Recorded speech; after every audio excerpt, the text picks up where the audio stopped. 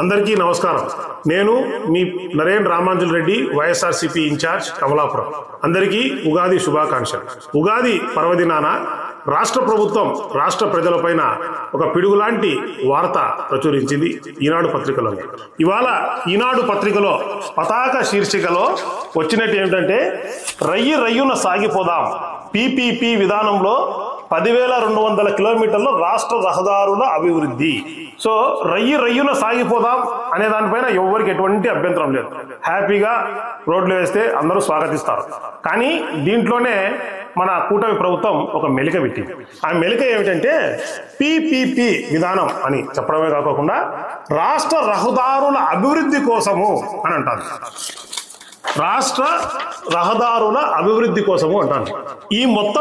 ఈ ఆర్టికల్ ఒక సారాంశం ఏమిటంటే, ఎక్కడైనా కానీ నేషనల్ హైవే పైన లేకపోతే కొత్త రోడ్ల నిర్మాణం జరుగుతున్నప్పుడు నిర్మాణం పూర్తయిన తర్వాత అప్పుడు టోల్ గేట్లు అనేవి పెట్టడం జరుగుతుంది. ప్రజల దగ్గర నుంచి టోల్ అనేది వసూలు చేయడం జరుగుతుంది. కానీ భారతదేశంలో మొట్టమొదటిసారి ఎక్కడా లేని విధంగా మన కూటమి ప్రభుత్వము స్టేట్ హైవేల పైన కూడా రేపు టోల్ వసూలు చేయబోతోంది అనేదే దీని సారాంశము.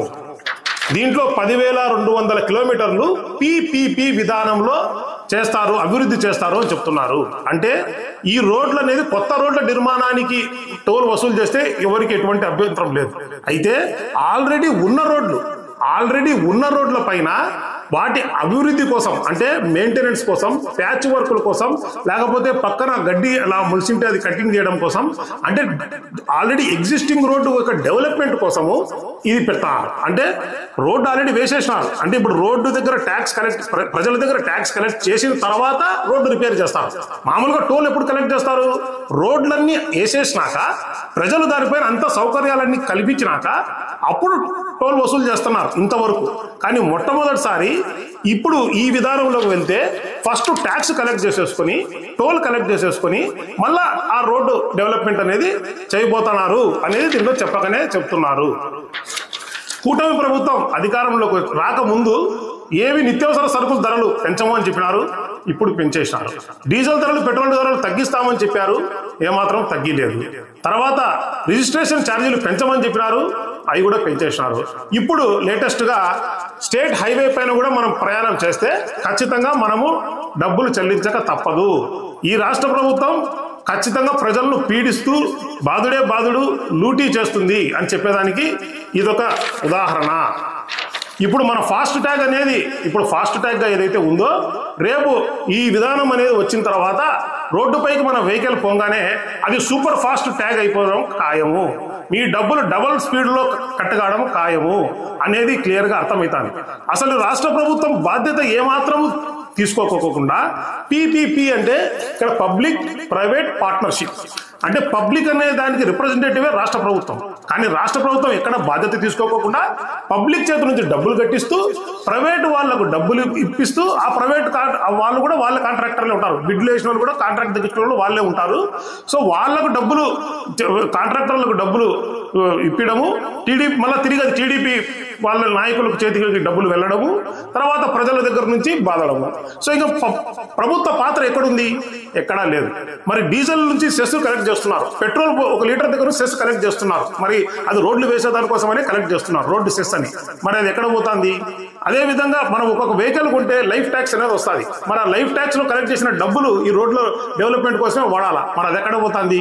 ఇదంతా కూడా రాష్ట్ర ప్రభుత్వము ఏమాత్రము పూర్తిగా ప్రజలపైన భారాన్ని నెట్టేసి రాష్ట్ర ప్రభుత్వం ఏదైతే బాధ్యతలు తీసుకోవాలన్నా ఆ బాధ్యతలన్నీ విస్మరిస్తూ ప్రజలపైన బాధుడు చేస్తూ వస్తున్నారు. తర్వాత ఇంకొక ఇక్కడ ఆసక్తికరమైన విషయం ఏమిటంటే, ఈ పేపర్లోనే ఇచ్చారు, ఇది ఈనాడు పేపరు. ప్రతి ఒక్క 40 కిలోమీటర్లకు ఒక టోలు, ప్రతి ఒక్క 20 కిలోమీటర్లను ఒక టోలు అని చెప్పి రాస్తున్నారు. అంటే ఇంకా ఇక్కడ నుంచి ఏ పక్క చిన్న ఊరికి పోవాలన్నా కానీ ఇంకా ఖచ్చితంగా మన టోల్ గేటు ఖచ్చితంగా కట్టాల్సిన అవసరం ఉంటుంది అని చెప్పేసి చెప్పకనే చెప్తా వస్తున్నారు. కూటమి ప్రభుత్వం అధికారంలోకి వచ్చిన తర్వాత ప్రతి ఒక్కటి ప్రైవేటీకరణే. వైజాగ్ స్టీల్ ప్లాంట్ ప్రైవేటీకరణ చేస్తున్నారు, మెడికల్ కాలేజీలు ప్రైవేటీకరణ చేస్తున్నారు, ఇప్పుడు కొత్తగా రోడ్లను కూడా ప్రైవేటీకరణ చేయాలనుకుంటున్నారు. రేపు చంద్రబాబు నాయుడు గారు బంకచర్ల అనేది ఏదైతే ప్రాజెక్టు నిర్మించాలనుకుంటారో అది కూడా పీపీపీ విధానంలోని ఈ విధానంలో చేయాలనుకుంటారు.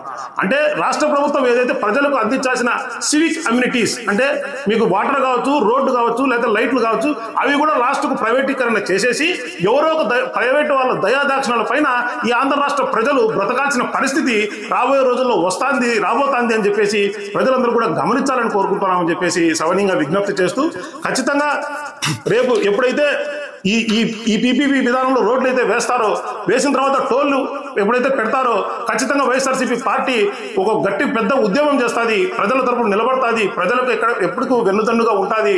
వాళ్ళు ఎప్పుడైనా కానీ ఇబ్బందులు పడితే ఆ ఇబ్బందులను తీసేసేదాని కోసం వైఎస్ఆర్సీపీ పార్టీ ముందుంటుంది అని చెప్పేసి ఖచ్చితంగా ప్రజలందరూ కూడా తెలియజేసుకుంటూ, ఎవరన్నా కానీ ఉగాది రోజున తీపి వార్త చెప్పాలా, ఇట్లాంటి బాధుడు కార్యక్రమం చెప్తారంటే ఒక్కసారి ప్రజలు కూడా ఆలోచన చేయండి, ఎటువంటి ప్రభుత్వాన్ని మీరు ఎన్నుకున్నారు అని చెప్పేసి ప్రజలందరూ కూడా విజ్ఞప్తి చేస్తూ, వైఎస్ఆర్సీపీ పార్టీ మీకు ఎప్పుడు తోడుగా ఉంటుంది కాబట్టి ఖచ్చితంగా మీ తరపున పోరాటం చేసేదానికి మేము సిద్ధంగా ఉన్నాము అని చెప్పేసి ప్రజలందరూ కూడా మరొకసారి తెలియజేసుకుంటూ థ్యాంక్ యూ.